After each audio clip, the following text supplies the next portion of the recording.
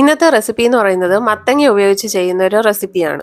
മത്തങ്ങ നമ്മൾ പല കറികളിലും ഉപയോഗിക്കാറുണ്ട്, അവിയലിനും അങ്ങനെ പല കാര്യങ്ങൾക്കും നമ്മൾ ഉപയോഗിക്കാറുണ്ട്. പക്ഷെ ഇവിടെ മത്തങ്ങ പുളിങ്കറിയാണ് തയ്യാറാക്കാൻ പോകുന്നത്. ഡെയിലി ഒരേ തരത്തിലുള്ള കറികൾ, സാമ്പാർ, രസം, മോരുകറി, ഇങ്ങനെ കറികൾ ഉപയോഗിച്ച് നമുക്ക് മടുത്ത് കാണുമല്ലോ അല്ലേ? ആ സമയത്ത് ഈ കറി ഒന്ന് പ്രയോഗിച്ച് നോക്കാം. വീഡിയോയിലേക്ക് പോകുന്നതിന് മുമ്പ് ഈ ചാനൽ നിങ്ങൾ ആദ്യമായിട്ടാണ് കാണുന്നതെങ്കിൽ മറക്കാതെ ഈ ചാനൽ സബ്സ്ക്രൈബ് ചെയ്യുക. ബെല്ലൈക്കണം മറക്കാതെ പ്രസ് ചെയ്തേക്കുക. ഈ കറി തയ്യാറാക്കാനായിട്ട് വളരെ കുറച്ച് ഇൻഗ്രീഡിയൻസ് മാത്രം മതി. ആദ്യം മത്തങ്ങ കറിക്ക് ആവശ്യമായിട്ടുള്ള മത്തങ്ങ വേവിച്ചെടുക്കാം. അതിനായി മത്തങ്ങ ഇതുപോലെ ക്യൂബുകളായിട്ട് കട്ട് ചെയ്തെടുക്കുക. എടുത്തതിന് ശേഷം നല്ലപോലെ കഴുകി വൃത്തിയാക്കിയതിന് ശേഷം ഇതുപോലെ ഒരു പ്രഷർ കുക്കറിലേക്ക് ഇട്ട് കൊടുക്കുക. നെല്ലിക്ക വലിപ്പത്തിലുള്ള പുളി എടുക്കുക. അത് പിഴിഞ്ഞ വെള്ളം നമുക്കിതുപോലെ മത്തങ്ങയിലേക്ക് ചേർത്ത് കൊടുക്കാം. പുളിവെള്ളം ഒഴിച്ചു കൊടുത്തതിന് ശേഷം അതിലേക്ക് 1/4 ടീസ്പൂൺ മഞ്ഞൾപ്പൊടി ചേർത്ത് കൊടുക്കാം. ആവശ്യത്തിനുള്ള ഉപ്പും ചേർത്ത് കൊടുക്കാം.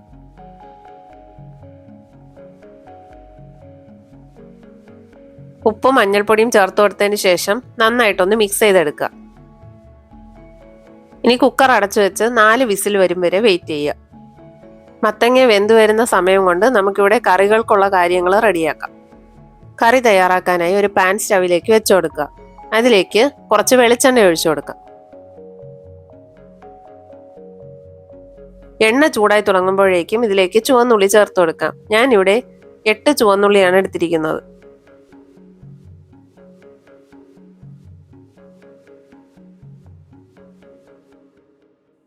ഒരു പച്ചമുളക് നെടുകെ കീറി ചേർത്ത് കൊടുക്കാം.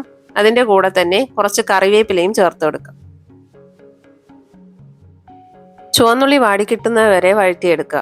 അത് വഴറ്റിയെടുത്തതിന് ശേഷം ഇനി നമുക്കിതിലേക്ക് പൊടികൾ ചേർത്ത് കൊടുക്കാവുന്നതാണ്. 1/4 ടീസ്പൂൺ മല്ലിപ്പൊടി ചേർത്ത് കൊടുക്കാം. 1/2 ടീസ്പൂൺ മുളക് പൊടി ചേർത്ത് കൊടുക്കാം. ഇനി ഈ പൊടികളൊക്കെ പച്ചമണം മാറുന്നത് വരെ വഴറ്റിയെടുക്കാം.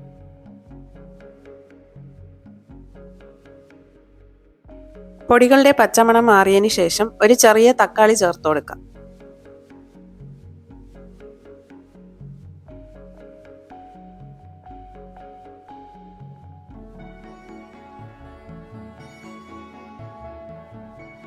തക്കാളി നല്ല സോഫ്റ്റ് ആയിട്ട് വഴന്ന് വരണം. അതിനായിട്ട് ഞാൻ ഇവിടെ കുറച്ച് വെള്ളം ചേർത്തിട്ട് വഴറ്റുകയാണ്. ഒരുപാട് ഡ്രൈ ആയി പോയതുകൊണ്ടാണ് ഞാൻ ഇവിടെ വെള്ളം ചേർത്ത് കൊടുക്കുന്നത്.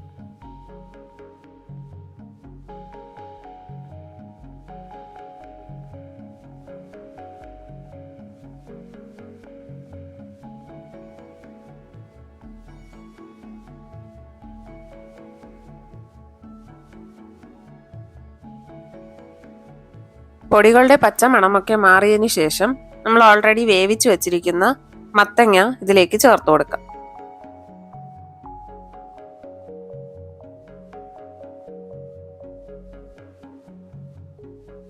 മത്തങ്ങ ഇതുപോലെ ഉടച്ചു കൊടുക്കുക. അപ്പോൾ ചാറ് ഇച്ചിരി കുറുകി കിട്ടും. അപ്പോൾ കുറുകിയ ചാറോട് കൂടിയുള്ള കറി നിങ്ങൾക്ക് കിട്ടും.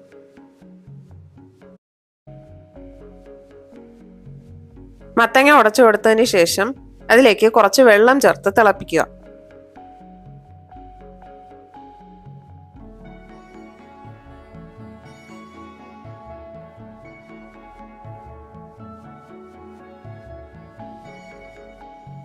കറിക്ക് ആവശ്യമായിട്ടുള്ള ഉപ്പ് ചേർത്ത് കൊടുക്കാം. ഉപ്പ് ചേർത്ത് കൊടുത്തതിന് ശേഷം നന്നായിട്ടൊന്ന് ഇളക്കി കൊടുക്കുക.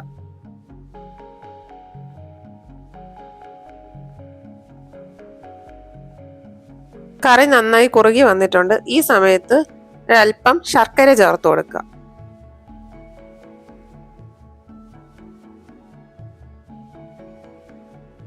ശർക്കര നന്നായി അലിഞ്ഞു ചേരുന്നത് വരെ മിക്സ് ചെയ്ത് കൊടുക്കാം.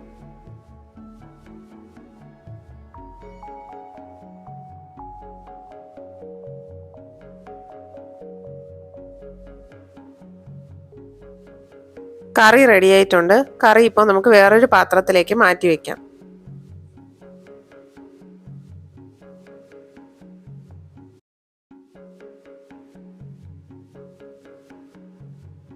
ഇനി കറിക്ക് കടുക് വറുത്ത് ചേർക്കാം. അതിനായിട്ട് ഒരു പാത്രം സ്റ്റവിലേക്ക് വെച്ച് കൊടുക്കുക. അതിലേക്ക് കുറച്ച് വെളിച്ചെണ്ണ ഒഴിച്ചു കൊടുക്കാം. എണ്ണ ചൂടായതിന് ശേഷം കുറച്ച് കടുക് ചേർത്ത് കൊടുക്കാം. കടുക് പൊട്ടി തുടങ്ങിയതിന് ശേഷം കുറച്ച് കറിവേപ്പില ചേർത്ത് കൊടുക്കാം.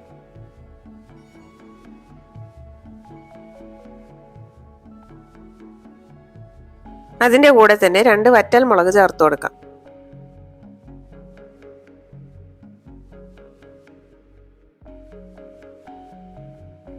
ഇനി ഫ്ലെയിം ഓഫ് ചെയ്തതിന് ശേഷം കുറച്ച് കായപ്പൊടിയും കൂടെ ചേർത്ത് മിക്സ് ആക്കിയതിന് ശേഷം കറിയിലേക്ക് ഒഴിച്ചു കൊടുക്കാം. ഈ കറിയും ചോറും കഴിക്കുമ്പോഴേക്കും കുറച്ച് പപ്പടം കൂടി ചേർത്ത് കഴിക്കുകയാണെങ്കിൽ നല്ല അടിപൊളി ടേസ്റ്റ് ആയിരിക്കും. അപ്പോൾ ഇന്നത്തെ വീഡിയോ എല്ലാവർക്കും ഇഷ്ടമായെന്ന് കരുതുന്നു. നിങ്ങളെല്ലാവരും ഈ റെസിപ്പി വീട്ടിൽ ട്രൈ ചെയ്ത് നോക്കുക. മറക്കാതെ നിങ്ങളുടെ അഭിപ്രായങ്ങൾ കമൻറ്റ് ബോക്സിലൂടെ അറിയിക്കുക. ലൈക്ക് ചെയ്യുക, ഷെയർ ചെയ്യുക ആൻഡ് സബ്സ്ക്രൈബ് ചെയ്യുക. Thanks for watching.